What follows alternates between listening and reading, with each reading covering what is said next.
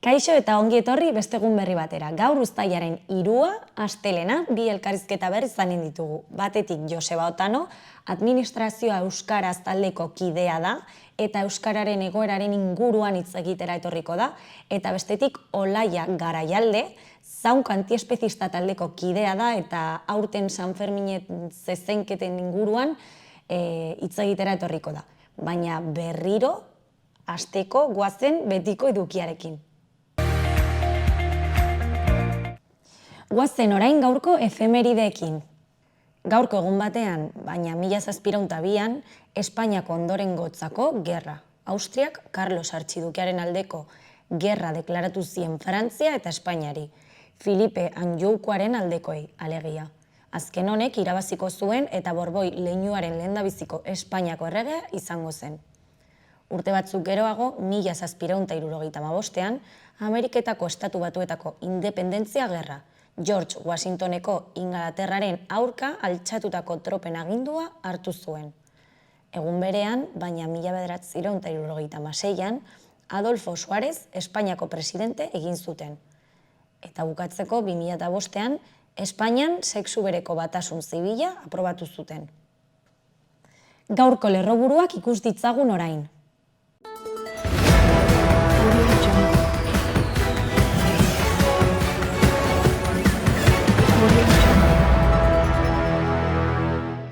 Zen aurten Euskal Herrian izan den matxismoaren indarkeriaren 4. biktima gogoan izan dute Iruñan. Nafarroko gobernuko lehendakariak trafikoren eskumenaren garrantzia nabarmendu du herritarrei zerbitzu hurbilagoa eskaintzeko. Nafarroko gobernuak Ponpeloko togadoaren erosketa gauzatu du jabeari 572.610 euro ordainduta. Udala antolaketa berriak Iruñeko udala 12 kudeaketa alorretan egituratu du 7 zinegotzi ordezkarirekin eta zinegotzi berezi batekin. Ultreia Doneiako bidea interpretatzeko udal zentroak 2008 arreta baino gehiago jaso ditu lehen seilekoan eta pandemiaren aintzineko mailak berreskuratu ditu. 2023ko San Fermin 11ko kupoietan ere ospatzen da. San Ferminetan disuasio neurriak Kuria kalean 50 kamera polizien bularrean eta 30.000 euroko isunak. Uztailaren batean hasi da Maulen Euskera Abenturaren 4. espedizioa Euskal Herriko eta diasporako 16 eta 17 urte arteko 125 gaztek euskeraren lurraldea zeharkatuko dute oinez, uztailaren 31 arte.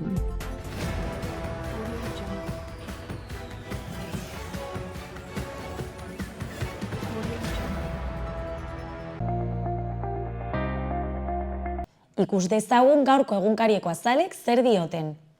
Diario de Noticiasen titular nagusian, Nafarroan 8.000 pentsio inguru 6.000 eurotik gorakoak dira udako aparteko ordainsariagatik. Hilean 3.000 euro baino gehiago kobratzen dituzten pentsiodunak dira, eta 10etik 8 gizonak dira. Prestazio guztien 5,5% dira. Eskuineko berrian, Lafai izan zen Donostiako Turreko izarra. Bean, drogak trafiko heriotzen 25%an agertzen dira. Nafarroan egindako azterketetan ere egiaztatu da alkoholaren kontsumoa 10% dela. Argazki nagusian, jende ugari bildu zen atzo arratsaldean Iruñeko udaletxeko plazan azken krimen matxista gaitzesteko. Titularrean, azken hilketa matxista gaitzesten du Iruñak. Nafarroako erakundetako ordezkariek kolektibo feministek eta oroar gizarteak ezetz esan zioten berriro emakumera aurkako indarkeriari. Amaitzeko, hiltzailea epaiaren esku jarriko dute gaur. Diario de Navarra titularrean, 7.000 pentsio baino gehiagok kobratzen dute genero arrakalaren osagarria Nafarroan.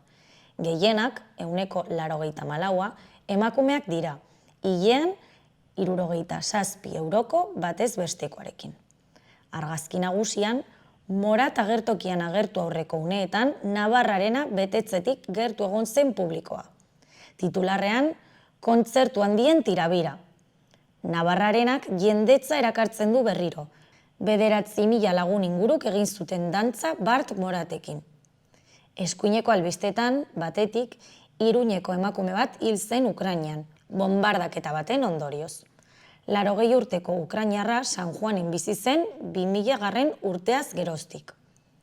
Bestetik, Iruñea kalera atera zen Jan Zenen hilketa gaitzesteko. Haren senideek emakume oso kirolari eta langile gisa gogoratzen dute. Eta bukatzeko, nola lagundu helduei eten digitalaren aurrean egiten dituzten gestioetan. Pertsona askok arazoak izaten dituzte eguneroko kontuetan. Garan titularrean, poliziaren arrazakeriari emandako erantzunak tentsioa areagotzen du Frantziako estatuan. Nael Emeren poliziaren esku hil izanak eragindako mobilizazioek gorabehera gutxiagorekin jarraitzen dute, baina gertakari larriagoekin. Argazki nagusiko titularrean, giza marea Lafairi koroa Donostian. Victor Lafai izan zen atzoko bigarren etapako irabazlea. Gasteizik abiatu eta Pello Bilbaok protagonismoa izan zuen Donostian. Eskuineko albistetan, Iruñeko hilketa matxista gaitzesi dute erakundeek eta herritarrek. Eta behan, nerabezaroa eta sareak, epidemia isil baten arriskuak. Euskal Herria irratian, berri nagusian, Ermitagainako hilketa matxista gogor deitoratu dute. Ehunka lagunek elkarretaratzea egin dute Iruñeko udaletxe plazan Euskal Herriko emakumeon mundu martxak deiturik.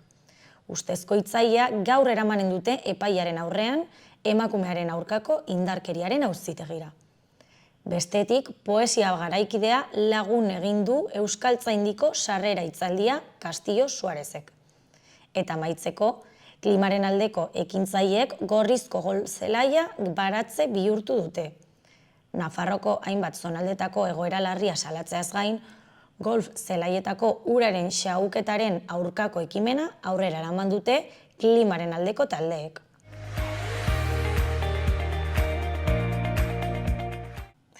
Gaurko eta biharko eguraldia ikus dezagun orain. Astelenean hodeiak eta ostarteak tartekatuko dira. Kantauri isurialdean tarteka hodeiak ilenduko dira, baina beste une batzuetan ostarte politak zabalduko dira. Hegoaldean zerua ia garbi egongo da goizean goizetik, eta arratsaldean eta gauean bero-hodei batzuk garatuko dira. Nafarroa hegoaldean trumoi ekaitz bakanen bat lehertuko duenik ezingo dugu baztertu.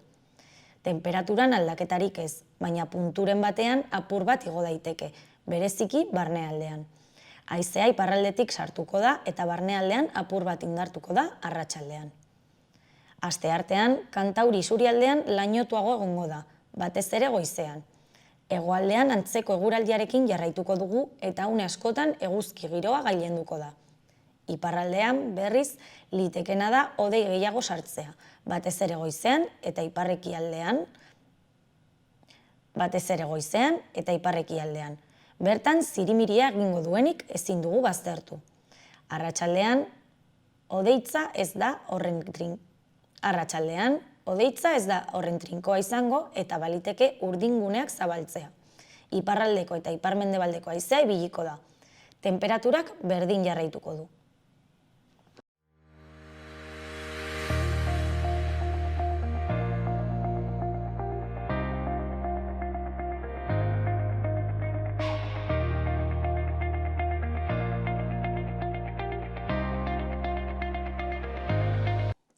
Kaixo eta ongi etorri gaurko lehenengo elkarrizketara.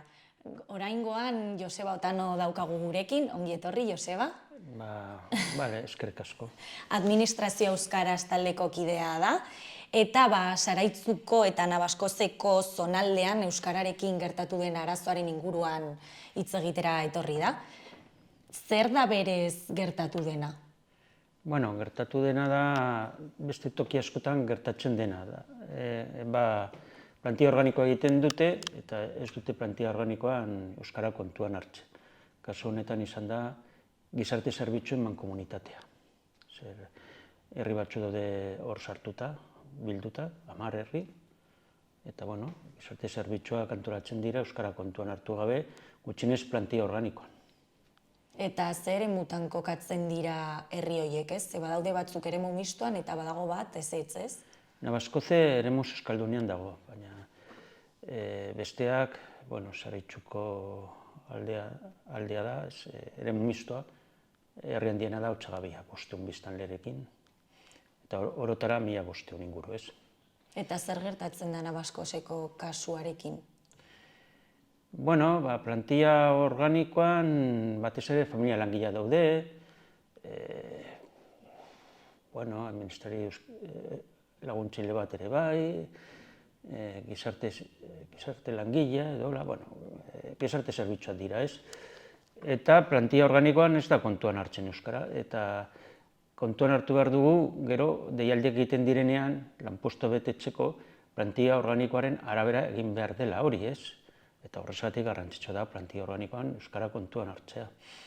Eta zer gertatzen da, zu joaten zarenean zerbitzu batera, ez dakitela euskaraz, ez da euskaraz eskatzen, edo? Baliteke euskaraz ez jakitea langileak ez. Edo agian bai, baina kasualitatez. Ez dela eskatzen, ez? Bai, haiek argudiatu dute, azken batean, kasu batzuetan meritu moduan puntuatu dutela. Baliteke kasu batean euskaldun batekin topatzea, baina ez da gauza ziurra. Beraz, ez dago postu elebidunik? Plantilla organikoan ez. Zero hori garbi. Eta... 2022ko plantilla organikoa ari gara, Bai. 2023koa oraindik ez datera. Hori da, 2022ko azaroan ez eskatu zenuten administrazioaren aldetik plantilla hori aldatzeko, ez? Bai, profila jartzeko, postu ezberdinak dira, eta uste dugu postu bakoitzean gutxienez bate jakin behar du, baina postu bakarra baldin bada, postu horretan. Ematen du administraziora euskaraz jotzeko eskubidea dagoela, administrazioa joaten denean, baina administrazioa baldin bada etxera joaten denean orduan ez, familia langileak etxetara joaten dira. Eta orduan ematen du desagertzen dela eskubidea, ez? Horrela ematen du plantilla organikoa ikusita. Eta ze moldaketak eskatzen dituzue? Hori, ja errandu dana. Postu bakarra baldin badago, normalean postu horiek dira jendearekin harremana dutenak, euskaraz jakitea. Eta familia langileen artean, gutxienez batean, eta gainontzekoetan merito moduan, 1,10 hori da gure eskaera. Eta C1 titulua izatea? Hori administrari laguntzailearen kasuan bai. Ziurazki familia langileen kasuan B2 mailarekin nahikoa da, ez? Euskaraz hitz egiten jakitea nahikoa, ez? Orduan postuaren arabera, ez, izango Postuaren litzateke. arabera, bai. Eta ze postu ezberdin jaude? Orain ez du gogoratzen, baina uste dut animatzaile soziokulturala, gizarte langilea, administrari laguntzaile bat, eta batez ere familia langileak. 10 edo 11 langile dira, 6 dira familia langileak. Eta ekainaren 8an, aurtengo ekainaren 8ak, zer eskatu zuen Arartekoak? Eskatu zuen, neurriak hartzea euskarazko zerbitzua bermatzeko. Mankomunitateak erraten zuen, aztertzen ari zirela, zein postutan jarri, aztertu, baina azkenean erabakirik ez, eta orduan Arartekoak horrelako gomendio eman ziren. Eta ondoren, kontua da, onartzen duen ala ez. Haiek azkenean erantzun dute Arartekoari postu batzuetan, edo dialdi batzuetan, azkeneko dialdi batzuetan, merito moduan puntuatu dutela. Eta orduan Arartekoak ulertu du nola bai bere gomendioa betetzeko bidean dauela. Baina, nik ez du ziurtzat ikusten, zer profila erean daude oraindik. Eta non dago arazoa? Izango genuke alderdi euskarafobotan dagoela arazoa edo herritarretan? Horrelako herrietan ez daude alderdiak. Horrelako alderditan, normalean, eta gertatzen da eremu mistoko herri txiki gehienetan alderdiak ez daudela. Baina hala ere ez dago kontsentsarik euskararekin, edo beldurra dago, edo ez daki zer, eta plantilla organikoa ez dira behar bezala. Euskara ez da kontuan hartzen, askotan. Beste batzuetan bai, baina askotan ez, mankomunitateetan eta herri txikietan. Eta zergatik dago euskararengan beldurra? Nik uste boteretik zabaltzen dela beldurra, epaiek eta Nafarroko administrazio auzitegia bere ebazpenekin nolabait zabaltzen dute beldurra, zerbait ilegala egingo duten, eta nik uste dut orain harrituta geratzen diret, orain Ararteko beste aldetik presionatzen. Bueno, horrela da. Eta nola izanen da urtengo plantilla organikoa, noiz eginen duzue? Bueno, hori ja haien kontua da, baina ematen du antzeraterako dela. Orain erantzun badute, ja puntatzen ari direla euskara, baina puntatzen ari dira, plantilla organikoa ez da derrigorrez jarri behar zein postutan meritu moduan hartuko den. Jar daiteke, eta orduan behartuta daude, baina jarri gabe ere punta daiteke. Orduan ziurazki plantilla organikoa aterako da berdin. Eta ikusiko dugu datorren urtean zer egin. Agian Nafarroko administrazio zeitekira jotza, izan daiteke irten bide bat. Horrek erran nahi du ezinezkoa dela mankomunitatera jotze euskaraz, agian kasu batzutan bai. Baina kontua da, plantilla organikoaren bidez hori ziurtatu behar dela, eta gaur egun ez dago ziurtatuta. Eta zer eginen duzue zuek administrazio euskaraz taldea bezala? Bueno, ikusiko dugu, baina hor dago hori aukera, errekurtso bat aurkezteko plantilla berriaren aurka. Ikusiko dugu, horretarako auzokide batek presa egon behar du, eta orduan bai. Eta hau bakarrik gertatzen da Zaraitzuko eta Navaskozeko zonaldean edo Nafarroako beste eremuetan ere? Bueno, Nafarroako eremu euskaldunean hori jakina da euskaraz dela zertarako kontuan hartzen. Eta eremu mistoan gertatzen da herri txikitan, mankomunitatetan, eta, bueno, horietan ez dute alderdiak. Eta gero handietan bai alderdia daude, eta hori gertatzen da batez ere eskuinak agintzen duen tokietan, ez? Hori da, ez batzutan errua botatzen diegu alderdi eskuindarroiei, baina beste batzutan ez daude, ez? Ez daude, eta ere hori gertatzen da. Eta nik uste du alderdi horien presioagatik dela, nolabaiteko beldurra. Bueno, hori da nire teoria bedere. Eta zein izango litzateke konponbidea? Konponbidea, beldur hori estintza. Horregatik erabiltzen dugu Arartekoa. Arartekoak nik erraten badut, agian ez ziur, ez dute kasurik egiten. Baina Arartekoak eskatzen badu, ja gutxienez aztertzen dute eta begiratzen dute nondik atera. Ikusiko dugu. Kasu batzutan esango da alferrik, pentsa ja, Hamairu tokitan, ja lortu dugu Nafarroko Arartekoaren horrelako gomendioa ematea. Hamairu tokitan, gehienetan ziurazki ez dute zer egingo, baina beste batzutan agian bai. Eta zein tokitan lortu duzue? Hemen daukat zerrenda. Adibidez, Zangozako eskualdeko zerbitzuen mankomunitatea, Mairagako mankomunitatea, Orboi Barko administrazio zerbitzuen batasuna, Itxagako administrazio zerbitzuen mankomunitatea, Iruñeko udaleko hirigintza gerentzia, Nafarroko erdialdea garatzeko partzuergoa, Mañori Barko administrazio zerbitzuen batasuna, eta Faiako udala. Faiako udala, hirugarren aldiz, EH Bildu egongo da, eta ere hor dago zerrenda. Antxoen, Berriobeiti, Berriozaritxe eta Txulapaingo gizarte zerbitzuen mankomunitatea, pentsa, Antxoen eta Berriozaro sartuta daude. Aunemendiak gizarte zerbitzuetako mankomunitatea, eta bada agian besteren bat bidean geratu zaidana, baina.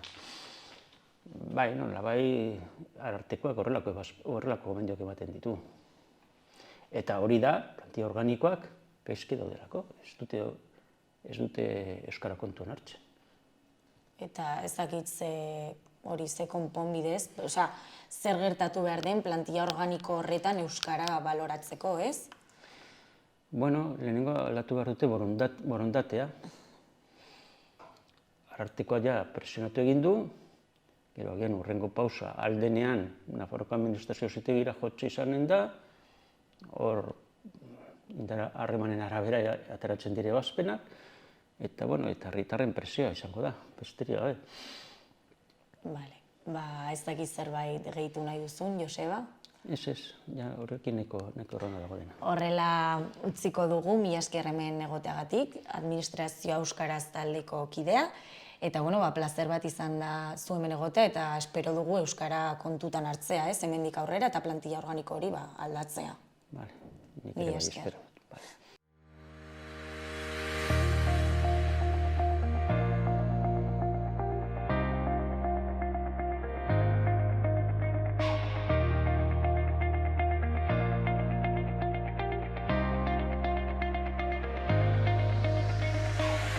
Iruñako udalaren azken albisteak ikus ditzagun. Batetik, Iruñea, Burlata, Uarte eta Eguesibarreko udalak Nafarroako gobernuarekin bildu dira herri pagainako hezkuntza eta osasun azpiegiturak aktibatzeko. Jimeno sailburuak eta Indurain sailburuak lan bilera egin dute 4 alkatetzekin zerbitzuak emateko. Bestetik, Ultreia Done Jakue bidea interpretatzeko udal zentroak 2800 arreta baino gehiago jaso ditu lehen 6hilekoan, eta pandemiaren aurreko mailak berreskuratu ditu. Zentroak udako urditegia estreinatuko du larunbat honetan, astelehenetik larunbatera goizez eta arratsaldez, eta igandetan goizez.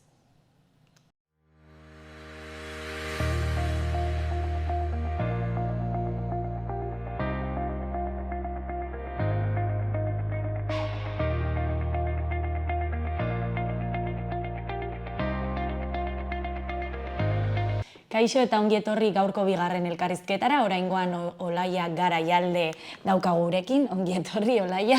Kaixo.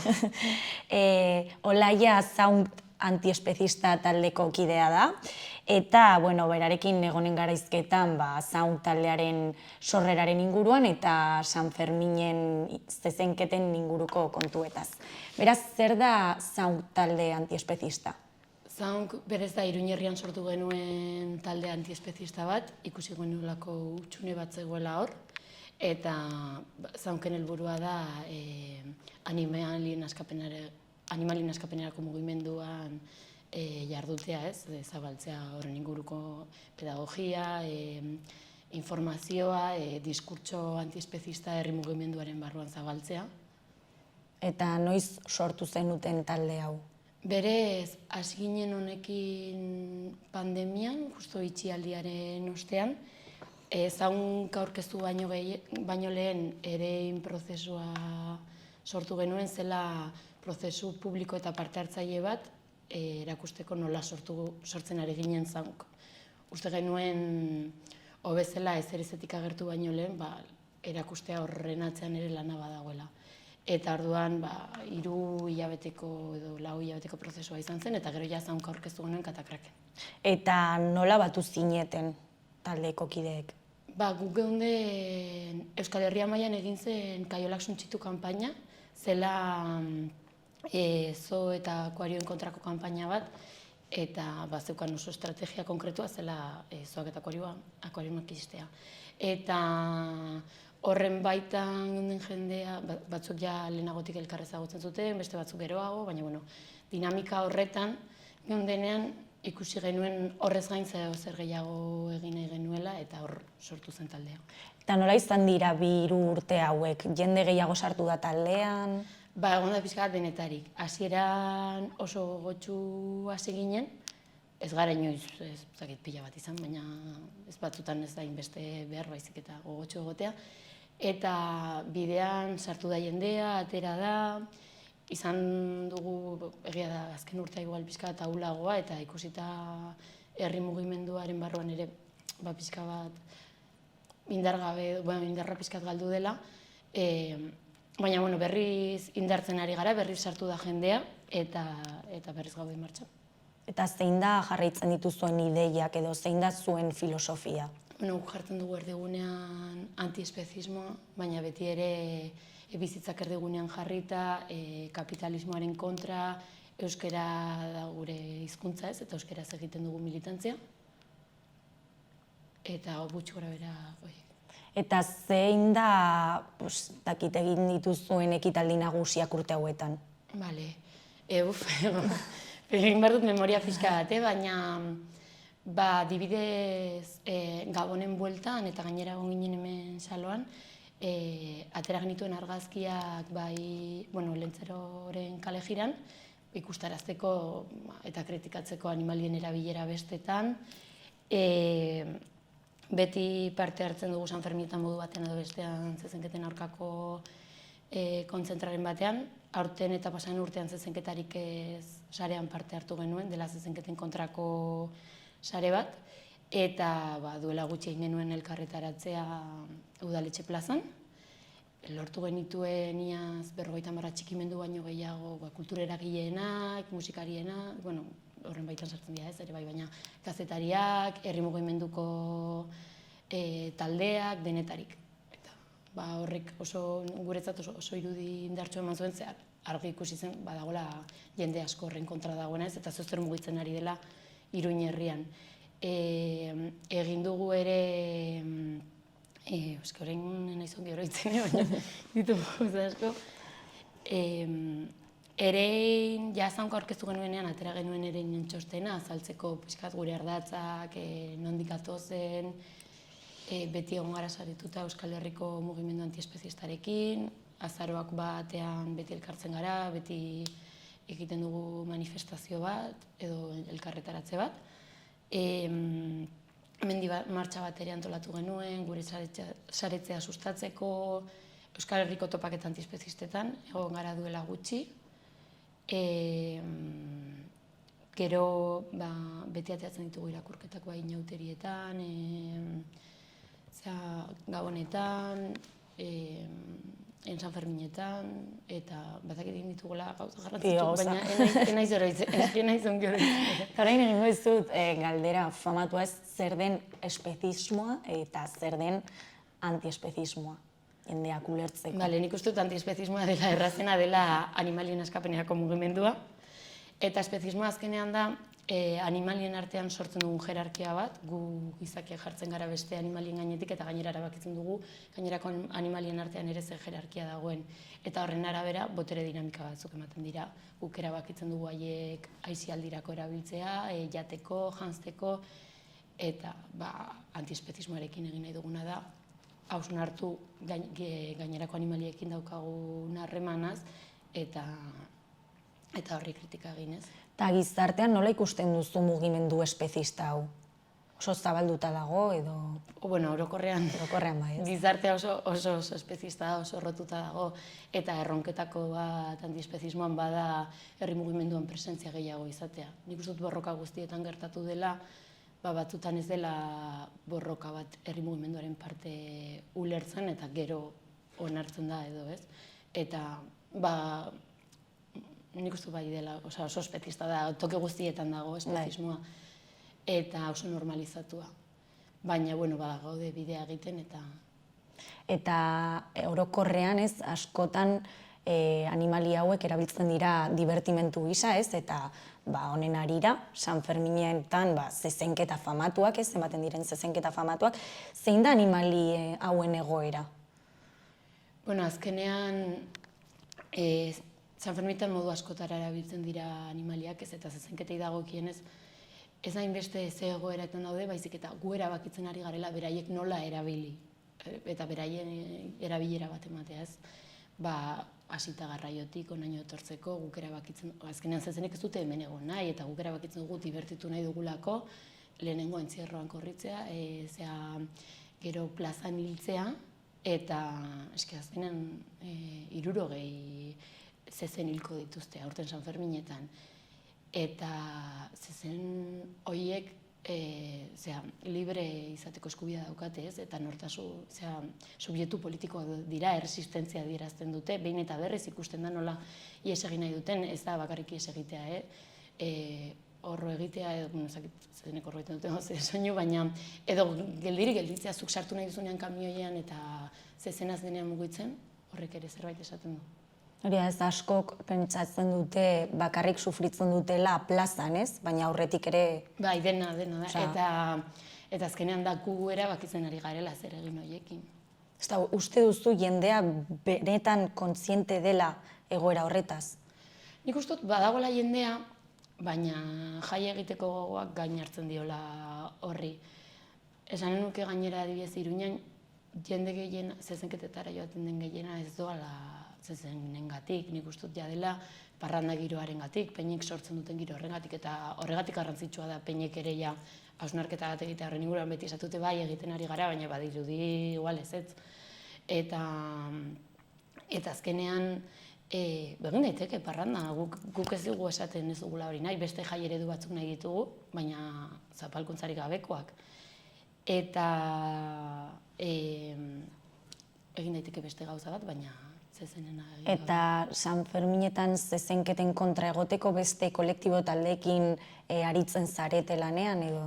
Bai, adibidez, zezenketarik ez sarean sartu ginenean, izan zen asamblea ireki bat, hor Iruña Antitaurinarekin elkarlan handiak genuen, gainera Iruña Antitaurina lehenagotik egon da, ez, beti zezenketen aurka mobilizatzen, eta guk bat egin nahi dugu, ez du, egu inori lekuak kendu nahi, ez. Baina egon gara beraiekin, Libertad Animal Navarrarekin ere bai, berez animalistak edo antiespezistak ez diren eragileekin ere bai, zezenketarik ez sarean parte hartzen du, herri San Ferminak, denetarik. Eta zuen jarrera azaltzen duzutenean, zezenketen alde daudenek zer diote? Zein da haien arrazoia? Uste dut batez ere kulturan eta tradizioan oinarritzen direla, eta azkenean tradizioa eta kultura guk sortzen ditugu eta guk eraldatu ditzazkegu ere, beti erritmo natural hori errespetatuz ez, baina dena joan da aldatzen eta beti egon dira tradizio batzuk oso zapaltzaileak izan direnak, baina aldatu behar dira, ze bestela zer nolako Iruña herria edo zer nolako Euskal Herria eraiki nahi dugu. Eta zein da zure peluzerako ikuspuntua edo ikuspegia San Ferminen inguruan? Guk... Animalien arira, bai. Guk beti, bai, irudikatzen du, ez da erraza ez, baina beste eredu bat aldarrikatzen duenean da Euskalduna, Iruñerriko entzako, Iruñerrian bizi garen ontzako San Fermin batzuk, ez azkenean asko turistifikatu da, eta denon bizitzak erdigunean jartzen dituena, animaliak barne, zezenketarik gabekoak, entzierrorik gabekoak, badakigu ez dela erraza ez, eta erresistentzia gehiago sortzen diela batean bestean baino gehiago. Baina, bueno, ere, ez da bakarrik hori da otorduetan ze presentzia daukaten animaliek. Adibidez aurten, herri San Ferminen barruan gaundenez, herri San Ferminak izango dugun bakarra ez, 10ean, eta ekitaldi nagusia izango dira kontzertuak eta bazkaria. Guretzat oso garrantzitsua izan da, bazkaria izatea uniko vegetala, ze jaierrikoiak aipatzen ditugunean, ezin da izan animali horiek zapalduta, eta erdigunean daude hori. Bada ere, asko gustatzen zaizkio jendeari suziriak eta baina horrek ere kalte egiten die bai gizakiz besteko animaliei eta pertsona batzuei ere bai. Oso soinu bortitzak dira, ikaratzen dute, estresa, takikardiara egiten dute. Pixka bat hori, beti euskaldunak ez, feministak. Eta nabaritu duzu azken urteotan gizartearen jarrera aldaketa bat edo? Nik uste dut geroz eta kontzientzia gehiago dagoela orokorrean, ze duela urte batzuk, jai batzorde batean zeozer vegetala eskintzea eguniko unean eta ez jartzea beste zeozer oso arraroa izango zen edo hainbeste atxikimendu jasotzea, zezenketen aurka, nik uste dut poliki bagoazela. Eta datorren kanpoko jendeari nola aldatu ikuspegi hori San Ferminak ez direla bakarrik zezenketak, adibidez? Kanpokoa diozu Iruñerritik kanpokoa edo? Bai, atzerritarrak, adibidez. Azkenean ere guretzat badenez ez da beraientzat. Gainera, pixkat, niretzat behintzat penagarria da, kanpotik lotzea San Ferminak bakarrik zezenketekin. Askoz gauza gehiago dira, oso polita da zenbat gauza egiten diren auzolanean, ez? Lehen herri San Ferminak ez zituenen hainbeste oztopo, egun pila bat hartzen zituen eta gauza pila bat egiten ziren. Auzotik auzoarentzat, ez? Edo herritik herriarentzat, ezak. Eta zaunk kolektiboak edo taldeak zer eginen du aurtengo San Ferminetan? Momentu zezenketarik ez sarean parte hartu dugu eta herri San Ferminetan baitugu txandak, ez hor egon garelako, baina oraindik ez dakigu oso ongi, oraindik ezin dugu esan oso ongi zer egingo dugun eta, baina batez ere izango dira gauzak kontzientzia pizten jarraitzeko eta horren inguruan gehiago hausnartzeko. Eta San Ferminen ostean antolatu duzu zerbait edo oraindik ez duzu pentsatu? Ez, Momentu San Ferminak, ez? Bai, San Ferminak izatetik iritsi dira. Bueno, mi esker Olaia, hemen gurekin egoteagatik, eta ikusiko dugu, zer gertatzen den hemendik aurrera, eta jendearen pentsamendua aldatzen dugun edo ez. Mi esker.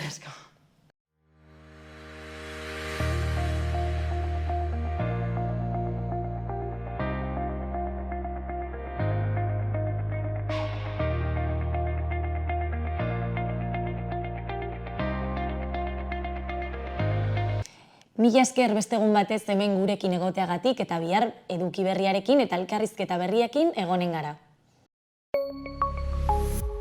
Gobierno de Navarra. Nafarroako gobernua.